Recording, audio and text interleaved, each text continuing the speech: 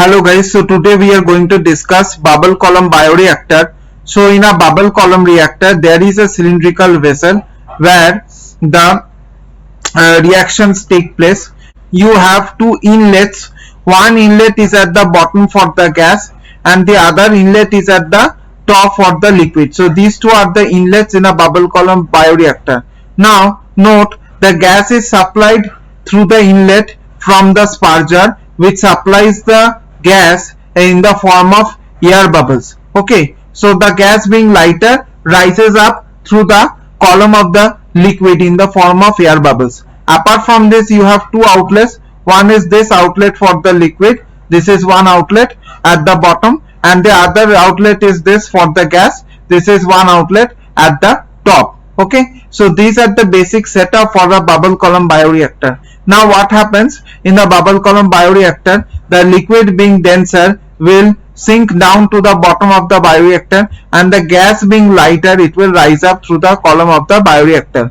Now as the liquid goes down and the gas goes up at a certain level in the bubble column bioreactor, say at this level, if I draw it here, say this is the liquid level and this is the gas bubble. So this is basically the gas liquid interface. At this interface, what happens? The liquid interacts with the gas and mass transfer takes place between the liquid and the gas.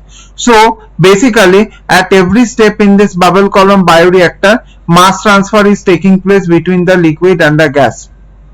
Okay, at this level also mass transfer is taking place. At this level also the mass transfer is taking place between the liquid and the gas. Now after this series of mass transfer, the liquid or the extra liquid is collected through this outlet and the extra gas is collected through this outlet at the top of the bioreactor. So this is the working principle of bubble column bioreactor. As you can see in the name, you have bubble in the name. That means why? Because the gas rises up through the liquid film in the form of air bubbles. So here liquid is flowing in the downwards direction and gas is flowing in the upward direction. So this is called as co-current. This is called as counter current flow. Why? Because they are flowing in opposite direction. So this is called as the counter current flow. One example that you can use is that suppose you give the carbon dioxide gas at the bottom. You supply carbon dioxide gas at the bottom and you supply NaOH liquid from the top. So within in the bubble column bioreactor, what will happen? At a certain level, mass transfer will occur, chemical reaction will occur between the NaOH and CO2, and at the outlet you will get various salts, okay, like Na2CO3, which you can remove, and the extra water that will be generated, you will also remove that. So at the outlet, what you will get? Na2CO3 plus water. This is what you get at the outlet, and the extra gas you can remove it from this outlet at the top. Now there are several different types of bubble column bioreactors or bubble column reactors available in the market. Like you have cascade bubble column bioreactor, where you have several horizontal shafts, and in between these horizontal shafts you have a series of layers, horizontal layers, where mass transfers take place. Okay, in case of cascade bubble column reactor. Now in case of packed bed column reactor, you have a packed bed, and above and bottom of this packed bed you have the mass transfer taking place. So mass transfer takes place in the above the bioreactor, above the packed bed and below the packed bed.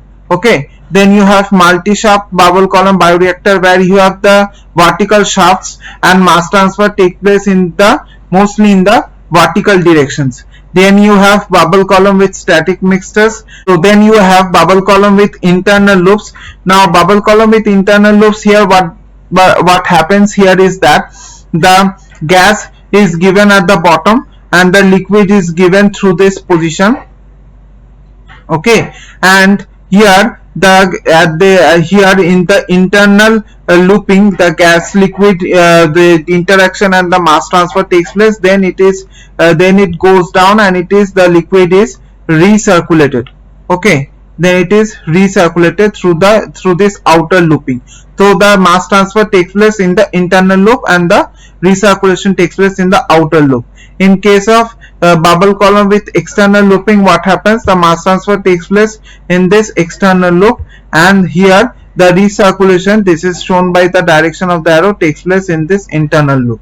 Okay. Now you need to know superficial gas velocity. So superficial gas velocity is basically an estimate of how quickly a fluid, say a gas, passes through an object or a porous medium. So suppose this is a medium. Okay, so here you have the gas entering and here you have the gas outgoing. Okay, so now for this particular solid or this particular object, okay, so the superficial gas velocity is given by, if V is a superficial gas velocity, then V is equal to Q by A, where Q is the volumetric flow rate of the gas and A is the area of the object through which the gas is flowing. So V is equal to Q by A. V is the superficial gas velocity. Now, as you will notice, in the center of the bubble column bioreactor, larger bubbles are more dominant and the smaller bubbles are more dominant at the corners. Okay, so suppose this is the bubble column bioreactor that you have. This is the bubble column bioreactor, and in the center of the bubble column bioreactor, you have mostly the larger bubbles. Say these are the larger bubbles. Okay, and at the corners of the bubble column bioreactor, you have the smaller bubbles. So these are, say, the smaller bubbles. The red ones are the smaller bubbles. Now one thing you can ask, why the larger bubbles are found at the center? Because you have an impeller within this bioreactor. So as you mix the liquid with the gas, what will happen? The larger bubbles will go towards the corners of the bioreactor and it will collide with the corners and it will be broken down into smaller bubbles. So that's why the larger bubbles are found mostly at the center and the smaller ones are found mostly at the corners, because larger bubbles break down into smaller ones on colliding with the walls of the bioreactor. Now contribution of smaller bubbles is more than the larger bubbles. Why? Because smaller bubbles, they have smaller surface area than the larger bubbles. So maximum mass transfer will take place from the smaller bubbles than in case of larger bubbles. So contribution of smaller bubbles is more towards mass transfer than contribution of larger bubbles towards mass transfer. Now rise velocity of smaller bubbles will be decreased than that of larger bubbles. Why? Because smaller bubbles have less surface area than larger bubbles. So maximum mass transfer will take place from the smaller bubbles than that of larger bubbles. So if mass transfer takes place maximally from the smaller bubbles, they will rise more slowly through the liquid film. Okay, so that's why the rise velocity of smaller bubbles is less than that of larger bubbles. Now we will see several different flow regimes that we can have in a bubble column bioreactor. There are mainly two types of flow regimes. One is homogeneous flow regime and the another one we have heterogeneous flow regime. Now in homogeneous flow regime we mainly have bubbly flow, and heterogeneous flow regimes can be either churn turbulent flow or the sluggish flow. Okay, so if you plot a graph between the gas velocity on the y-axis and the diameter of the bubble column in the x-axis, you can plot all the three flow regimes in the bubble column bioreactor, and you will be able to get an idea how you can get the different flow regimes at which gas velocity and at which diameter of the bubble column bioreactor. So as you can see, this is the area of the sluggish flow, this is the area of the heterogeneous churn turbulent flow, and here this is the area of the homogeneous bubbly flow. Alright, and between this you have the transition region where you can have a mixture of all the three different flow regimes. Now as you can see, we always intend to get homogeneous bubbly flow. Now to get homogeneous bubbly flow, as you can see, you need to have very low gas velocity and the the diameter of the bubble column bioreactor can be very less, and the maximum diameter has to be around 10 meters. Okay, so if these are the conditions, if these are the criteria satisfied, then you get homogeneous bubbly flow.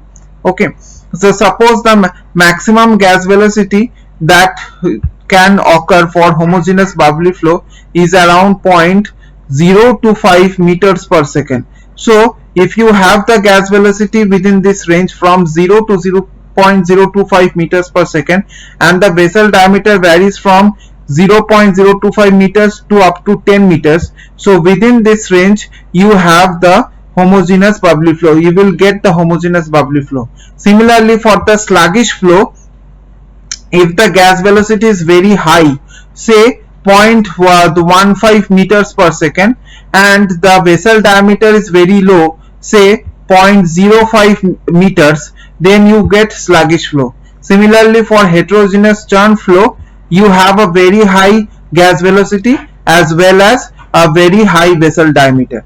So these are basically the three different quadrants or three different flow regimes in the flow regime curve, and between any of these ranges you get the transition range where you have a mixture of all the three different types of flows. Now you need to know what is gas holdup. Gas holdup is basically the volume fraction of the gas in the total volume of the gas liquid phase in the bubble column. Okay, so suppose in the bubble column, this is the bubble column bioreactor. Okay, and here as you can see, this is the liquid level, and here the gas bubbles rise up through this liquid level in this way. Okay, so suppose out of all the total gas that is within this liquid, 25% is the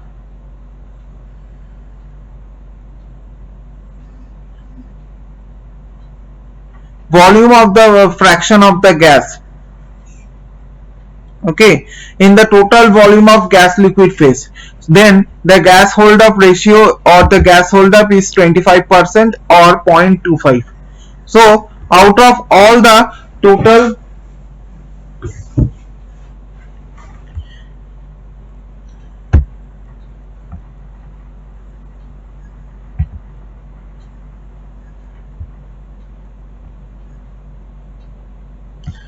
so the gas holdup ratio denoted by epsilon is given as epsilon is equal to Vg by Vg